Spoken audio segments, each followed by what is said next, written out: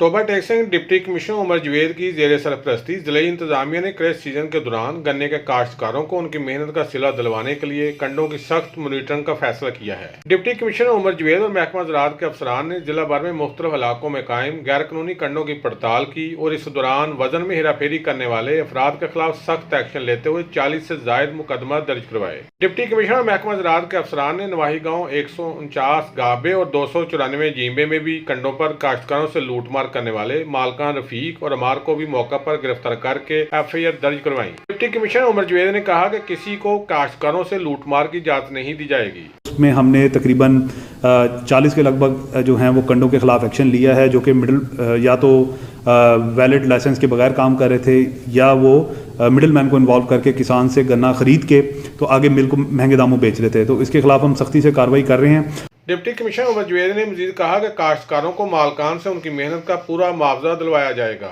उन्होंने कहा कि जिले इंतजामिया शुगर मिल और कंडों की कड़ी निगरानी कर रही है। कैमरामैन अली हैदर के साथ सुल्तान महमूद, टोबा टेक्सिंग।